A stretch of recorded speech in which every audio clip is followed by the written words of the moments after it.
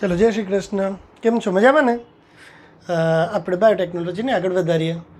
તો એની અંદર આપણે હવે શું જોવાનું છે?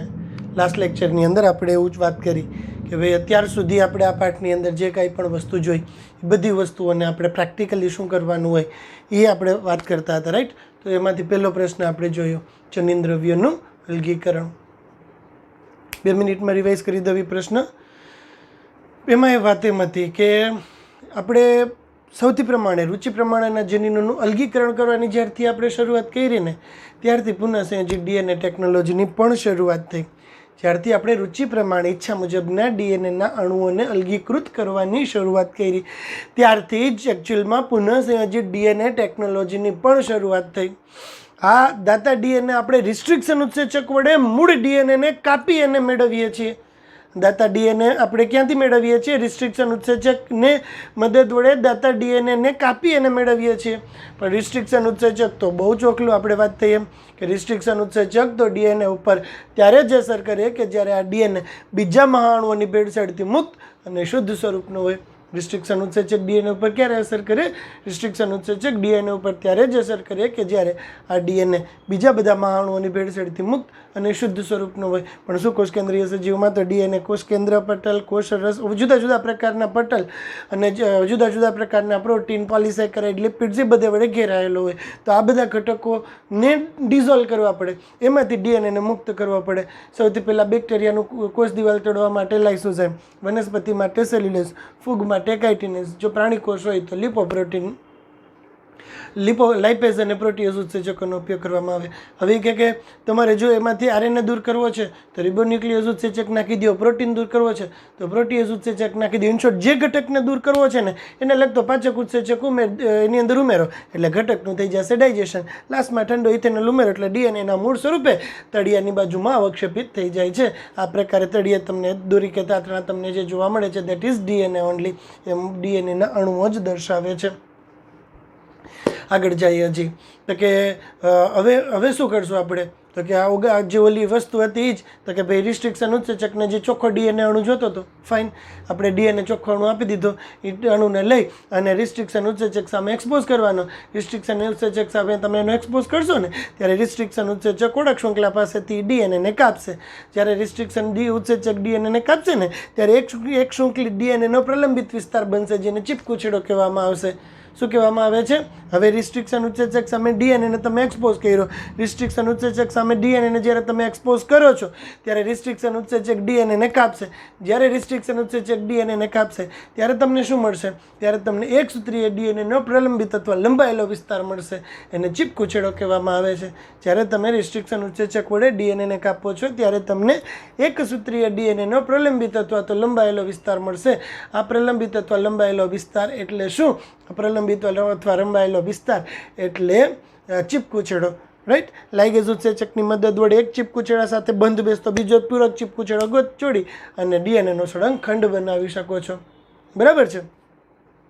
પછી એક પ્રશ્ન છે, અત્યારે જો એનટીએના પેપર્સ ટ્રાન્સલેટ કરું છું ને એમાં પ્રશ્ન ધ્યાનમાં આવ્યો કે જે રિસ્ટ્રિક્શન ઉત્સેચક વડે ડીએનએને આપણે કાપીએ છીએ, રિસ્ટ્રિક્શન ઉત્સેચક વડે ડીએનએને જ્યારે આપણે કાપીએ છીએ ત્યારે જે ઓનગોઈંગ પ્રોસેસ છે ને એને સ્ટડી કરવી હોય ને તમારે તો ઇલેક્ટ્રોફોરેસિસ દ્વારા કરી શકો છો. જ્યારે રિસ્ટ્રિક્શન ઉત્સેચક વડે તમે ડીએનએને કાપો છો ત્યારે એ પ્રક્રિયામાં કેટલી પ્રગતિ થઈ એ પ્રગતિ તમારે જો જાણવી હશે તો એના માટે તમારે શું કરવું પડશે? રિસ્ટ્રિક્શન ઉત્સેચક વડે આપણે જ્યારે ડીએનએને કાપીએ છીએ ત્યારે આ પ્રક્રિયા દરમિયાન થયેલી પ્રગતિ જાણવા માટે આપણે અગારોસ જેલ ઇલેક્ટ્રોફોરેસિસનો ઉપયોગ કરીએ છીએ, રાઈટ? રિસ્ટ્રિક્શન ઉત્સેચક દ્વારા થતી પ્રક્રિયાની પ્રગતિ જાણવા માટે અગારોસ જેલ ઇલેક્ટ્રોફોરેસિસ પદ્ધતિ ઉપયોગમાં લેવામાં આવે છે. ક્યાં હતો આ પ્રશ્ન ખબર? સાચા ખોટા વિધાન શોધવામાં આ પ્રશ્ન હતો.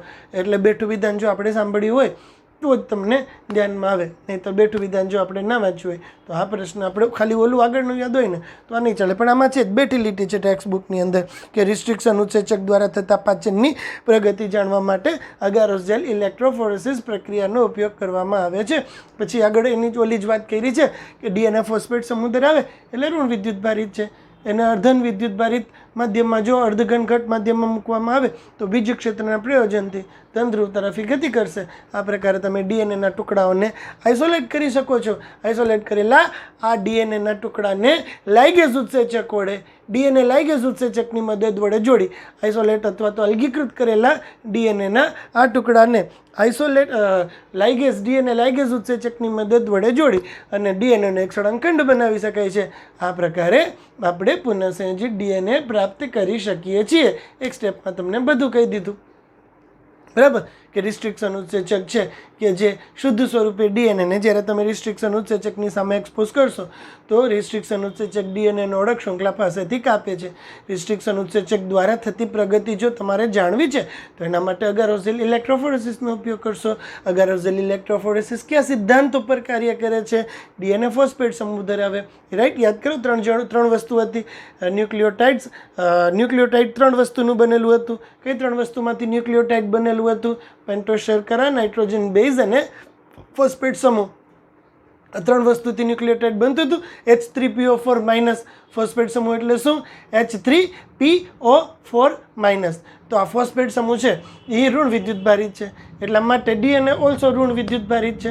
આ ઋણ વિદ્યુત ભારિત ડીએનએને જો તમે અર્ધઘન ઘટ માધ્યમમાં મૂકશો તો વીજ ક્ષેત્રના પ્રયોજનથી ઇલેક્ટ્રિસિટી પાસ કરવામાં આવે.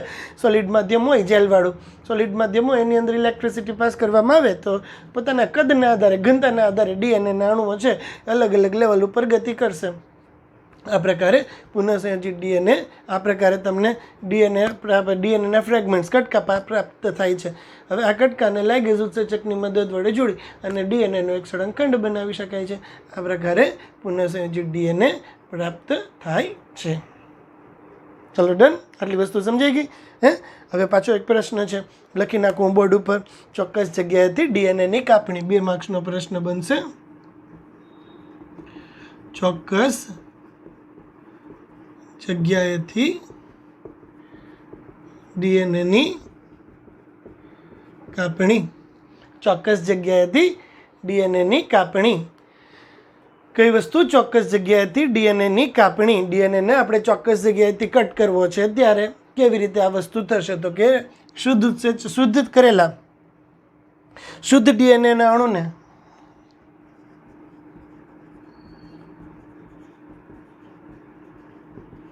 જ્યારે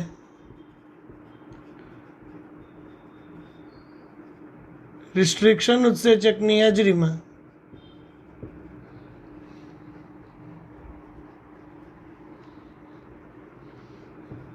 સાથે ઇષ્ટતમ પરિસ્થિતિમાં રાખવામાંથી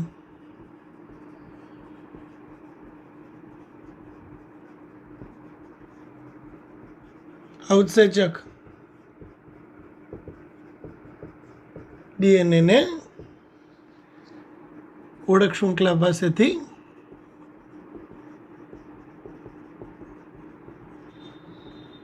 કાપે છે. આ દરમિયાન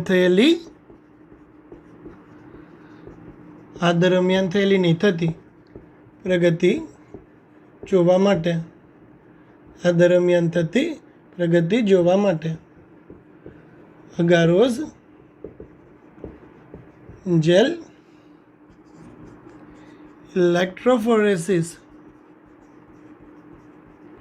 પ્રક્રિયાનો ઉપયોગ કરાય છે. ડીએનએ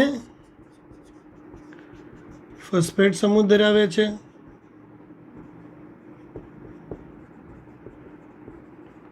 આથી તે ઋણ વીજભારિત છે. જો આ ડીએનએને અર્ધધન ઘટ માધ્યમમાં મૂકવામાં આવે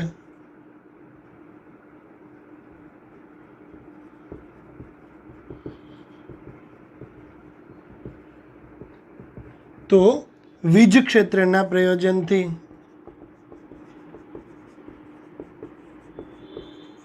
તે ધન ધ્રુવ તરફ ગતિ કરે છે.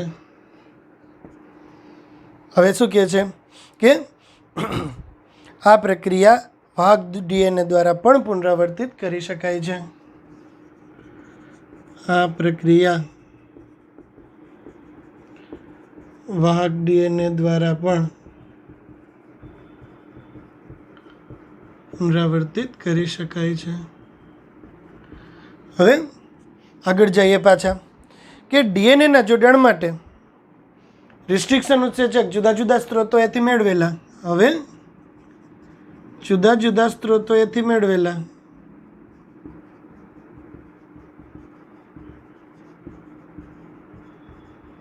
ડીએનએના અણુઓને જોડી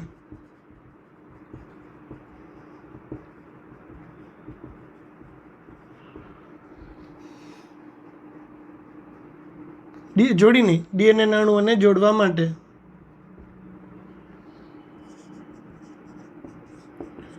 ડીએનએ લાઇગેઝ ઉત્સેચક ઉપયોગમાં લેવામાં આવે છે.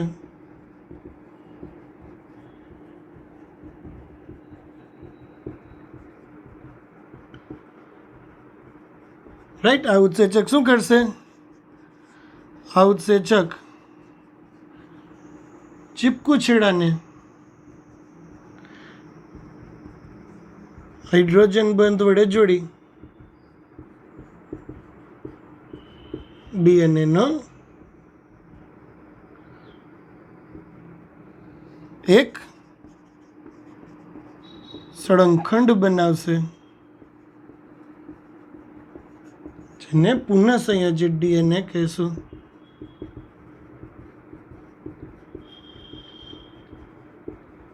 આ પ્રકારે આપણે જે આપણો ઈચ્છનીય પુનઃ સંયોજિત ડીએનએ હતો એ પ્રાપ્ત થઈ ગયો. એક પ્રશ્ન બની ગયો, ચોક્કસ જગ્યાએથી ડીએનએની કાપણી, 2 માર્ક્સનો પ્રશ્ન. આટલી થિયરી લખવાની થાય કે ભાઈ શુદ્ધ કરેલા ડીએનએના અણુને જ્યારે રિસ્ટ્રિક્શન ઉત્સેચકની સામે ઇષ્ટતમ પરિસ્થિતિમાં રાખવામાં આવે છે ત્યારે રિસ્ટ્રિક્શન ઉત્સેચક ડીએનએની શૃંખલાને કાપે છે. આ પ્રક્રિયા દરમિયાન રિસ્ટ્રિક્શન ઉત્સેચક દ્વારા થયેલી પ્રગતિને જાણવા માટે ઇલેક્ટ્રોફોરેસિસ પદ્ધતિનો ઉપયોગ કરી શકાય છે. ડીએનએ ફોસ્ફેટ સમૂહ ધરાવે છે, આથી ઋણ વિદ્યુતભારિત છે. આ ઋણ વિદ્યુતભારિત ડીએનએને જ્યારે અર્ધઘન ઘટ્ટ માધ્યમમાં મૂકવામાં આવે છે ત્યારે વીજ ક્ષેત્રના પ્રયોજનથી તે ધન ધ્રુવ તરફ ગતિ કરે છે. આ પ્રક્રિયા વાહક ડીએનએ દ્વારા પણ પુનરાવર્તિત કરી શકાય છે. હવે જુદા જુદા સ્ત્રોતોએથી મેળવેલા ડીએનએના અણુઓને જોડી અને ડીએનએ લાઇગેઝ ઉત્સેચક, હવે જુદા જુદા સ્ત્રોતોએથી મેળવેલા ડીએનએના આ અણુઓને જોડવા માટે કેનો ઉપયોગ કરીએ છીએ? આપણે ડીએનએ લાઇગેઝ ઉત્સેચકનો ઉપયોગ કરીએ છીએ. આ ડીએનએ લાઇગેઝ ઉત્સેચક શું કરશે? આ ડીએનએ લાઇગેઝ ઉત્સેચક છે જે પેલા ચીપકુ છેડા હતા ને એની વચ્ચે હાઇડ્રોજન બંધ બનાવી અને આ ચીપકુ છેડાઓને જોડી અને આ પ્રકારે તે ડીએનએનો સળંગખંડ બનાવી શકે છે. તો આપણે એક વસ્તુ અંગે વાત કરી. રાઈટ.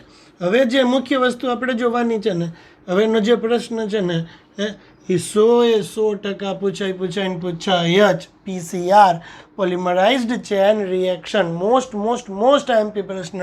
પીસીઆર પોલિમરાઇઝ્ડ ચેન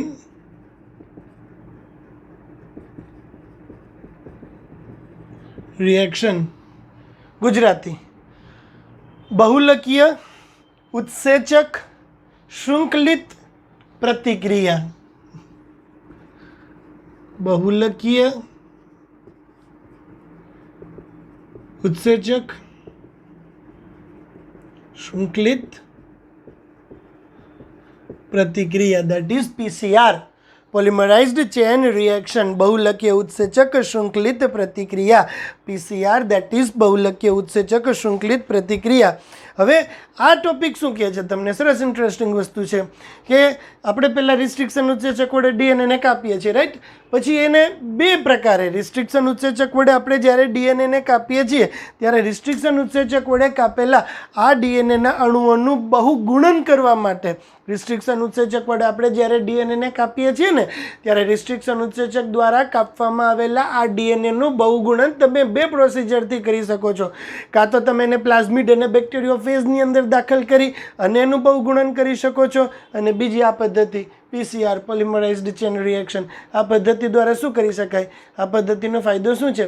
આ પદ્ધતિનો ફાયદો છે ટૂંકી ડીએનએ શૃંખલાની એકરૂપ અને એકસરખી નકલો તૈયાર કરવા માટે. બરાબર. ટૂંકી ડીએનએ શૃંખલાની એકરૂપ અને એકસરખી નકલો જો તમારે તૈયાર કરવી છે ને તો એ પીસીઆર મદદ વડે કરી શકો છો. પીસીઆરનો ઉપયોગ કેના માટે થાય છે તો કે આ પદ્ધતિનો ઉપયોગ ટૂંકી ડીએનએ શૃંખલાની આ પદ્ધતિનો ઉપયોગ ટૂંકી ડીએનએ શૃંખલાની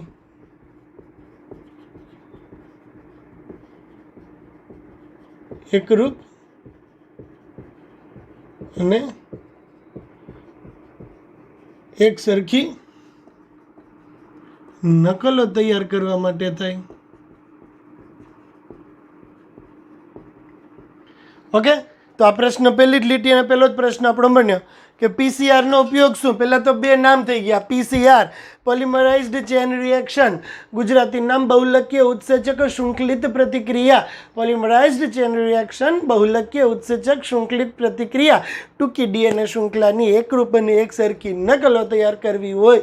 આપણે ખબર છે કે જો ટૂંકી ડીએનએ શૃંખલાની એકરૂપ અને એકસરખી નકલો તૈયાર નહીં કરો ને તો દરેક વખતે એને દાતાકોષમાંથી છૂટું પાડવું પડશે. એના કરતાં ઇટ ઇઝ ઓકે, એક વખત આપણે ડીએનએ શૃંખલાની નકલ બનાવી લીધી, બરાબર, એક વખત આપણે દાતા ડીએનએમાંથી ડીએનએને છૂટો પાડી લીધો, પછી પીસીઆરની મદદ વડે અનુભવ ગુણન કરતા જશું અને નવી ડીએનએ શૃંખલાઓને બનાવતા જશું. બરાબર.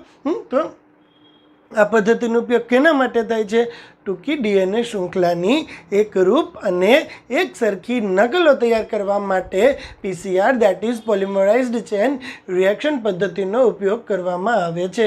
પીસીઆર અથવા પોલિમરાઇઝ્ડ ચેન રિએક્શન એટલે શું? ટૂંકી ડીએનએ શૃંખલાની એકરૂપ અને એકસરખી નકલો તૈયાર કરવા માટે આ પ્રક્રિયા કરવામાં આવે છે. આ પ્રક્રિયા 3 તબક્કે થાય છે. પહેલો તબક્કો થશે વિનૈસર્ગીકરણ, બીજો તબક્કો થશે તાપમાનુષિત અને ત્રીજો તબક્કો થશે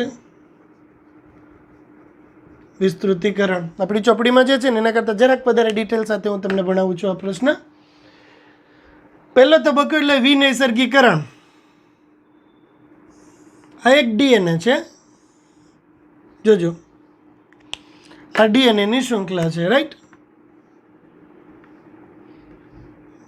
હવે પહેલા તબક્કામાં શું થશે? વિનૈસર્ગીકરણ.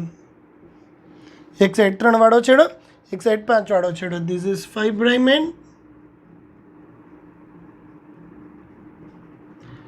This is 3 prime end this is 5 prime end this is 3 prime end. પહેલો તબક્કો એટલે વિનૈસર્ગીકરણ. વિનૈસર્ગીકરણ એમાં ડીએનએને છે ને 90 થી 95 ડિગ્રી સેન્ટીગ્રેડ તાપમાને ગરમ કરાય. પહેલો તબક્કો એટલે શું? તો કે પહેલો તબક્કો એટલે કે વિનૈસર્ગીકરણ. વિનૈસર્ગીકરણની પ્રક્રિયામાં શું કરાય? પહેલા તબક્કાને વિનૈસર્ગીકરણ કહીએ. આ વિનૈસર્ગીકરણ તબક્કામાં શું કરાય? તો કે પહેલો તબક્કો વિનૈસર્ગીકરણ. નું કન્ટેન્ટ અહીં લખું, બરાબર. ડીએનએને 90 થી 95 ડિગ્રી સેન્ટીગ્રેડ તાપમાને ગરમ કરાય. જ્યારે ડીએનએને 90 થી 95 ડિગ્રી સેન્ટીગ્રેડ તાપમાને ગરમ કરો ને તો બે શૃંખલાઓને જોડતો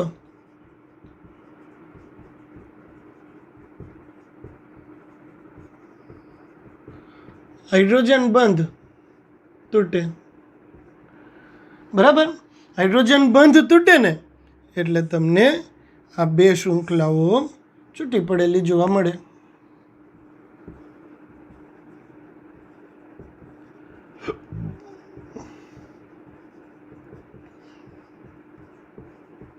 ચાલો પેલો મુદ્દો ક્લિયર ને બધાને. પીસીઆર પોલિમરાઇઝ્ડ ચેન રિએક્શન બહુલકીય ઉત્સેચક શૃંખલિત પ્રતિક્રિયા.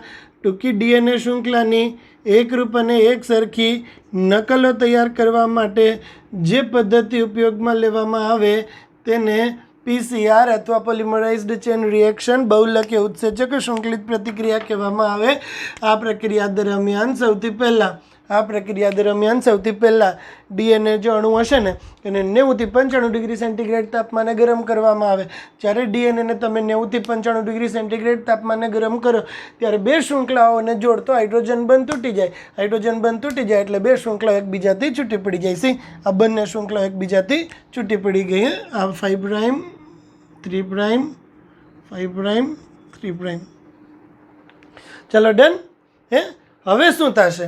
હવે બીજો તબક્કો છે, એને તાપમાનુષિત કહેવામાં આવે છે. બીજો તબક્કો એટલે શું? તો કે તાપમાનુષિત. હવે કેટલાક વધારાના ન્યુક્લિયોટાઇડની હાજરીમાં ઓલિગોન્યુક્લિયોટાઇડ પ્રારંભક ઉમેરાય છે. આને પ્રાઇમર અથવા પ્રારંભક કહેવાય. શું કહેવાય આને? પ્રાઇમર અથવા પ્રારંભક.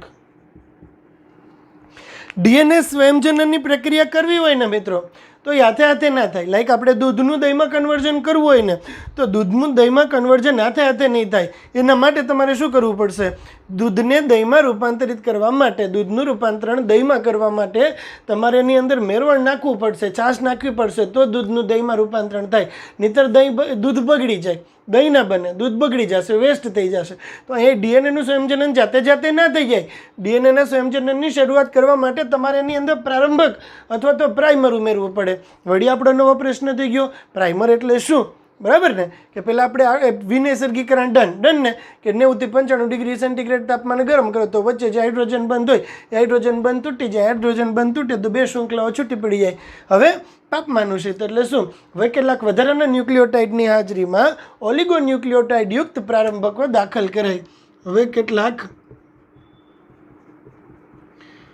વધારાના ન્યુક્લિયોટાઇડની હાજરીમાં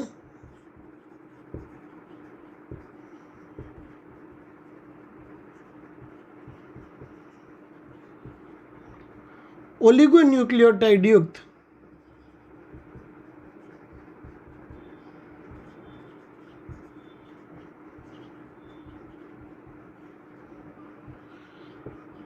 પ્રારંભક ઉમેરાય.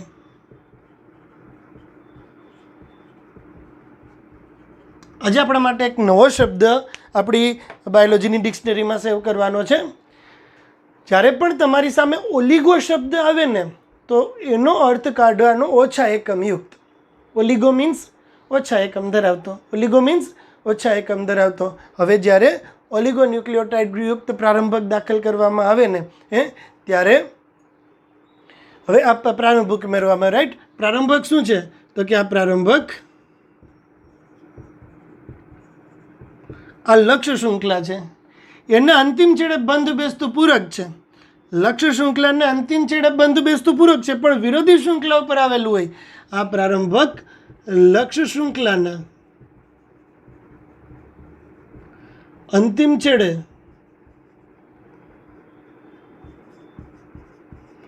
બંધ બેસતું પૂરક છે જે વિરોધી શૃંખલા પર આવેલું હોય છે. ઓકે? હવે આ મિશ્રણને તમે 50 થી 65 ડિગ્રી સેન્ટીગ્રેડ તાપમાને રાખો તો ઓલિગોન્યુક્લિયોટાઇડ સાથે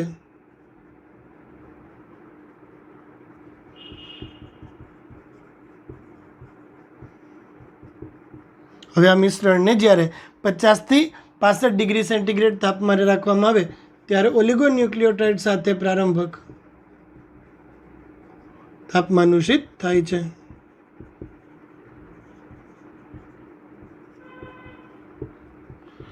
ચલો, બે વસ્તુ ડન. પહેલી પ્રક્રિયા કઈ હતી? વિનૈસર્ગીકરણ. બીજી પ્રક્રિયા કઈ થઈ? તાપમાનુષિત.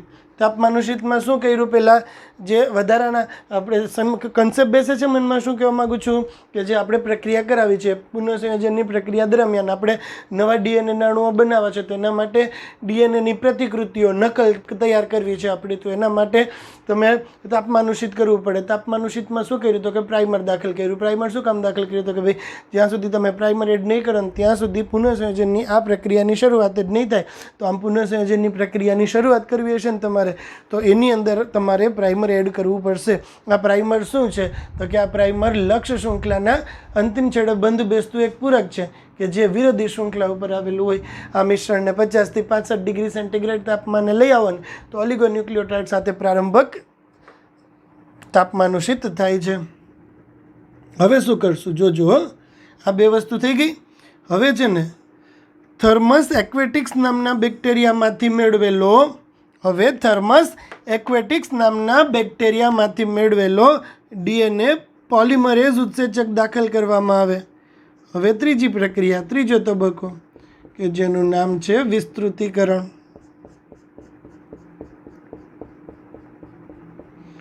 શું છે આ તબક્કાનું નામ? વિસ્તૃતીકરણ. હવે ત્રીજો તબક્કો આપણે જોવાનો છે કે જેનું નામ છે વિસ્તૃતીકરણ. ઓકે, હવે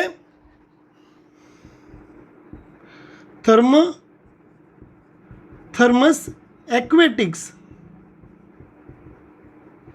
નામના બેક્ટેરિયામાંથી મેળવેલ ડીએનએ પોલિમરેઝ કે જેને ટેક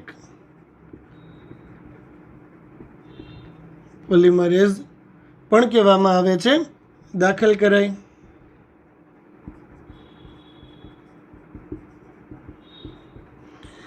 આ પ્રશ્ન આપણે બહુ પૂછાય કે આ ટેક પોલિમરેઝ અથવા ડીએનએ પોલિમરેઝની ખાસિયત શું?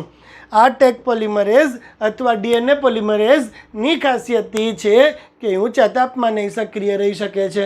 ડીએનએ પોલિમરેઝ છે થર્મસ એક્વેટિક્સ, થર્મસ એટલે હાઈ ટેમ્પરેચરવાળી જ વાત થઈ ગઈ ને. થર્મસ એક્વેટિક્સ નામના બેક્ટેરિયામાંથી આપણે જે ડીએનએ પોલિમરેઝ ઉત્સેચક પ્રાપ્ત થાય એ ડીએનએ પોલિમરેઝ ઉત્સેચક ઊંચા તાપમાને પણ સક્રિય રહી શકે છે. હવે શું કરશે ખબર? આ પ્રાઇમર તો ઓલરેડી હાજર જ હતા. હવે આ ડીએનએ પોલિમરેઝ ઉત્સેચક છે ને, આ ડીએનએ શૃંખલાને બીબા તરીકે લેશે. બરાબર? હવે આ ડીએનએ શૃંખલા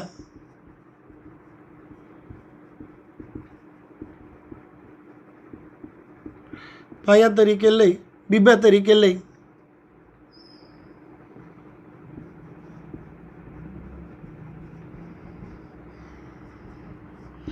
ઉત્સેચક નવા ન્યુક્લિયોટાઇડ ઉમેરતો જશે.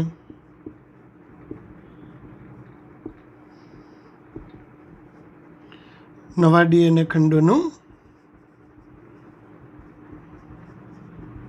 નિર્માણ કરશે. શું કરશે આ ઉત્સેચક? જોજો, હવે એને શું કર્યું? તો કે આ પ્રાઇમર હતો ને એનું વિસ્તૃતીકરણ કરી દેવાનું, ઇલેંગ્વેશન ઓફ પ્રાઇમર. આ બની ગયું એકમાંથી બે ડીએનએ. એને શું કર્યું? પ્રાઇમરનું વિસ્તૃતીકરણ કર્યું. પ્રાઇમરનું વિસ્તૃતીકરણ કરે અને નવા ડીએનએના અણુઓનું નિર્માણ થાય છે. થર્મસ એક્વેટિક્સ બેક્ટેરિયામાંથી જે આપણે ટેક પોલિમરેઝ ઉત્સેચક મળ્યો, આ ટેક પોલિમરેઝ ઉત્સેચક ઊંચા તાપમાને પણ સક્રિય રહી અને દ્વિશૃંખલીય ડીએનએના અણુઓનું વિનૈસર્ગીકરણ પ્રેરે છે. આમાં એવો શબ્દ લખ્યો છે કે ડીએનએનું વિનૈસર્ગીકરણ પ્રેરે છે. જો આ પ્રકારે અનેક વખત પુનરાવર્તિત કરાય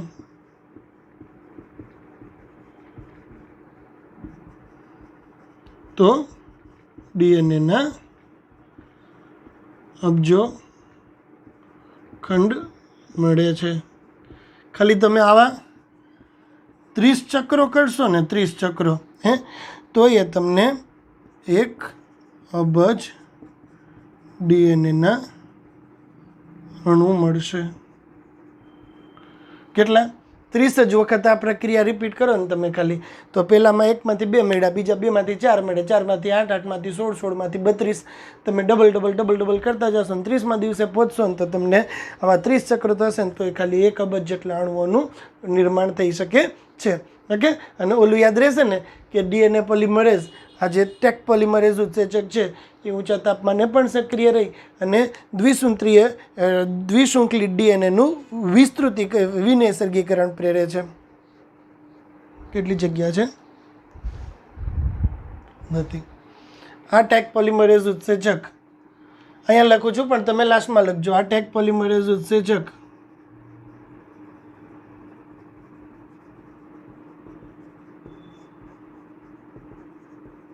ઊંચા તાપમાને પણ સક્રિય રહી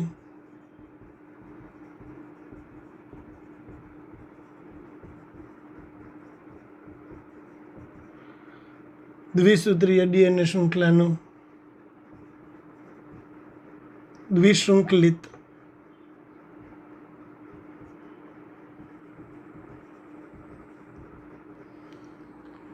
ડીએનએ ના અણુનું વિનૈસર્ગીકરણ પ્રેરે છે.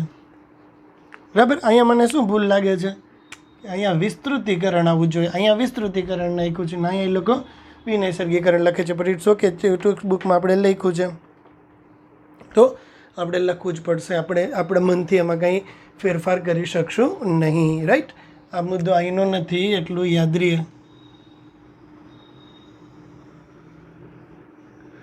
જગ્યાના અભાવે આ મુદ્દો અહીંયા લખવામાં આવેલો છે.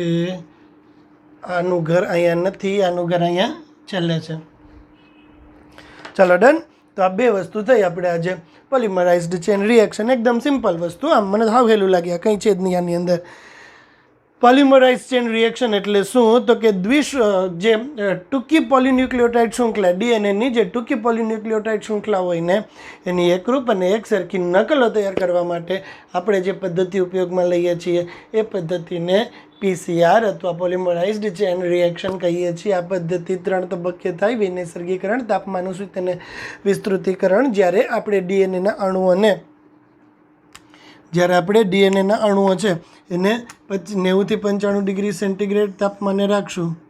જ્યારે ડીએનએના અણુઓને 90 થી 95 ડિગ્રી સેન્ટીગ્રેડ તાપમાને રાખવામાં આવે તો એમની વચ્ચે આવેલો હાઇડ્રોજન બંધ તૂટી જાય. હાઇડ્રોજન બંધ તૂટી જાય એટલે 2 પોલિન્યુક્લિયોટાઇડ શૃંખલા એકબીજાથી છૂટી પડી જાય. છૂટી પડી આ 2 પોલિન્યુક્લિયોટાઇડ શૃંખલાઓ છે એમાં કેટલાક વધારાના ન્યુક્લિયોટાઇડની હાજરીમાં ઓલિગોન્યુક્લિયોટાઇડ પ્રારંભક ઉમેરાય છે. હવે આ પ્રારંભક છે એ લક્ષ્ય શૃંખલાના અંતિમ છેડે બંધ બેસતું પૂરક છે પણ વિરોધી શૃંખલા ઉપર આવેલું હોય છે. હવે આ મિશ્રણને 50 થી 65 ડિગ્રી સેન્ટીગ્રેડ તાપમાને લઈ આવવામાં આવે તો ઓલિગોન્યુક્લિયોટાઇડ સાથે પ્રારંભકો તાપમાનુષિત થાય છે. હવે થર્મસ એક્વેટિક્સ નામના બેક્ટેરિયામાંથી મેળવવામાં આવેલો ટેક પોલિમરેઝ ડીએનએ પોલિમરેઝ ઉત્સેચક કે જે થર્મોસ્ટેબલ પોલિમરેઝ ઉત્સેચક છે, ઊંચા તાપમાને પણ સક્રિય રહી અને ડીએનએની શૃંખલાનું વિનૈસર્ગીકરણ પ્રેરે છે, એ દાખલ કરવામાં આવે છે. તો આ ડીએનએ પોલિમરેઝ ઉત્સેચક શું કરે? આ પ્રાઇમર હતું ને, પ્રાઇમરનું વિસ્તૃતીકરણ કરે તો નવી ડીએનએ શૃંખલાનું નિર્માણ કરી આપે છે. આ જ પ્રવિધિ તમે જો અબજો વખત રિપીટ કરો તો તમને ડીએનએની અબજો નકલો પ્રાપ્ત થઈ શકે છે. આકૃતિ અને આટલી થિયરી 3 માર્ક્સની અંદર બોર્ડમાં પૂછાય એવો એક મોસ્ટ આઈએમપી થિયરી લેવલનો પ્રશ્ન. ચલો ડન. આ 2 પ્રશ્ન આજે શાંતિથી જોઈ લેજો. વધુ માહિતી માટે કાલે મળ્યા. Good bye.